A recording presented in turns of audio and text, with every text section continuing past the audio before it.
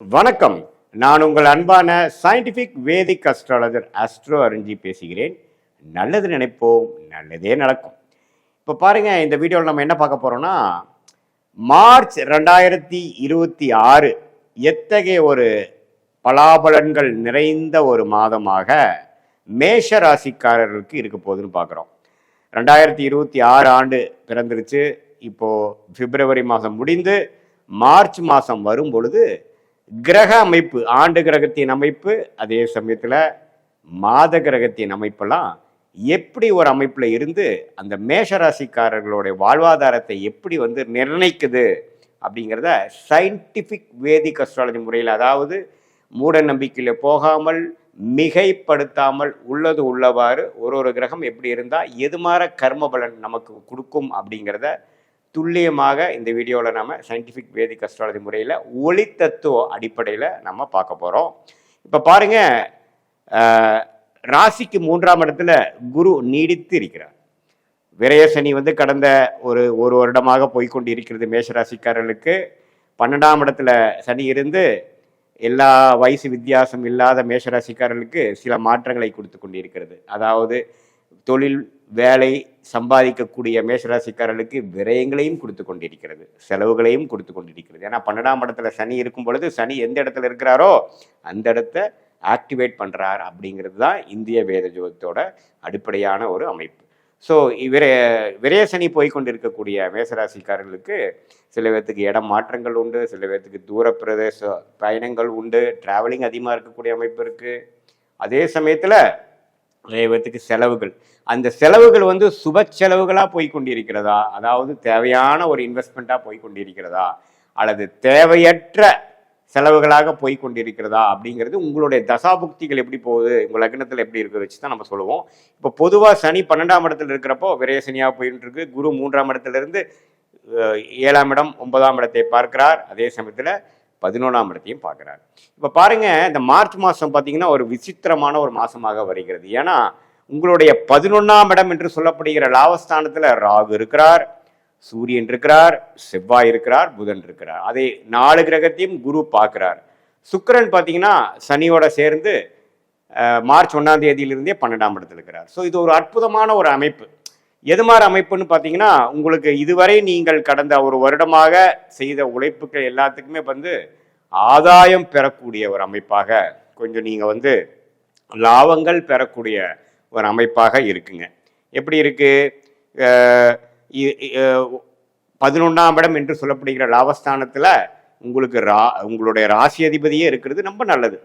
அதே சமயத்தில் ராகுவோட சேர்ந்து சூரியனோட சேர்ந்து இந்த மாதிரி கிரகணங்கள்லாம் முடிந்து வரக்கூடிய அமைப்புகள் இருந்தாலும் குருவின் பார்வை நிவர்த்தி இருக்கு. ஸோ மேஷராசிக்காரர்கள் கண்டிப்பாக ஒரு நல்ல மாற்றங்களை, நல்ல உயர்வுகளை, இதுவரை செய்த முயற்சிகளுக்கும் இன்வெஸ்ட்மெண்ட்டுக்கும் தொழில் ஈடுபாடுக்கு எல்லாத்துக்குமே பார்த்தீங்கன்னா ஒரு லாபம் எடுக்கக்கூடிய, ரிசல்ட் எடுக்கக்கூடிய மாணவர்களாக இருந்தாலும் சரி, உத்தியோகஸ்தர்களாக இருந்தாலும் சரி, நடுத்தர வயதினராக இருந்தாலும் சரி, தொழிலதிபர்களாக இருந்தாலும், சீனியர் சிட்டிசனாக இருந்தாலும் 11ஆம் இடங்கிற ஒரு லாபஸ்தானத்தில் இந்த 4 கிரகம் சேர்க்கிறது ஒரு அருமையான விஷயம்.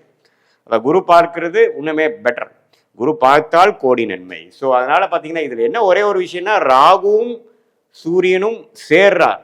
ஸோ அப்படி சேரும் பொழுது கொஞ்சம் டென்ஷன்ஸு, கொஞ்சம் ஸ்ட்ரெஸ்லாம் இருக்கும். ஸோ கொஞ்சம் நீங்கள் இந்த ஸ்ட்ரெஸ் ஆகாமல், டென்ஷன் ஆகாமல், பதறாமல் சில விஷயங்கள் செய்து அதில் லாபம் பெற வேண்டும் என்று உங்களை கேட்டுக்கொள்ளப்படுகிறது. பட் இருந்தாலும் இந்த மார்ச் மாதம் ஒரு அற்புதமான மாதம். ஏன்னா மகர ராசியில் 4 கிரகம் பார்த்தீங்கன்னா பிப்ரவரி மாதம் இருந்து தொழிலில் சில முன்னேற்றங்கள், தொழிலில் சில ஒரு சில எஃபோர்ட்ஸ்லாம் நீங்கள் போட்டிங்க.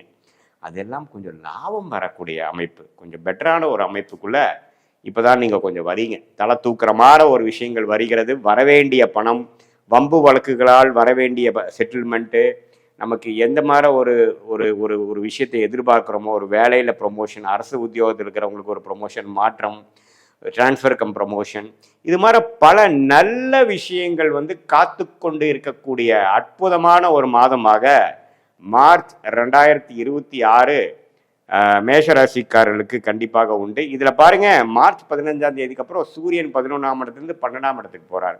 12ஆம் இடத்துக்கு போனாலும் அங்கே சுக்கிரனை தான் போய் அஸ்தங்கம் பண்ணுறார். ஸோ அங்கே ஒரு சனியோடையும் சேரக்கூடிய அமைப்புகள் இருக்குது. பட் முதல் 2 வீக்ஸ் வந்து மிகவும் நன்மை பயக்கக்கூடிய ஒரு லாபம் எடுக்கக்கூடிய டைமாகவும், செகண்ட் வந்து அந்த லாபத்தை வந்து சுப விரயங்கள் செய்யக்கூடிய, கொஞ்சம் கம்ஃபோர்ட் பண்ணிக்கிட்டேன், கொஞ்சம் நான் வந்து என்னுடைய தேவைகளை பூர்த்தி செய்து கொண்டேன் அப்படிங்கிற மாதிரி ஒரு second of 3rd and 4th week of March வந்து மேஷ ராசிக்காரர்களுக்கு கொடுக்கக்கூடிய அமைப்பு இருக்குது. ஸோ ராசி அதிபதியே 11ஆம் இடத்துல போகிறது ஒரு அற்புதமான ஒரு மாதம் இது. அதே சமயத்தில் சுக்கிரன் 12ஆம் இடத்துல, புதன் உங்களுக்கு வந்து 11ஆம் இடத்துல, ராகு 11ஆம் இடத்துல, இது எல்லாமே சேர்ந்து குருவின் பார்வை பெறுவது ஒரு அற்புதமான டைம் இருக்கிறதுனால மேஷராசிக்காரர்களாகிய மாணவர்களாக இருந்தாலும் சரி, இல்லத்தரசிகளாக இருந்தாலும் சரி, அது உத்தியோகத்தில் இருக்கிறவங்க, பிஸ்னஸ் புதுசாக ஆரம்பிக்கணும்னு நினைக்கிறவங்க எல்லாத்துக்குமே பார்த்தீங்கன்னா ஓரளவுக்கு நல்ல ஒரு அமைப்பு. இதில் ஒரே ஒரு விஷயம் வந்து ஒரு 100 ரூபா கிடைக்க வேண்டிய இடத்துல ஒரு 70 ரூபா 80 ரூபா தான் வரக்கூடிய அமைப்பு இருக்குது. ஏன்னா ராகு சூரியன் சம்மதப்படுகிறார்கள், கிரகண விஷயங்கள் வருகிறது. என்னதான் குரு பார்த்தாலும் கொஞ்சம் டென்ஷன் கொடுக்கக்கூடிய அமைப்புகள் மேஷராசிக்காரர்கள் இருக்குங்கிறது நீங்கள் கவனத்தில் கொள்ள வேண்டும்.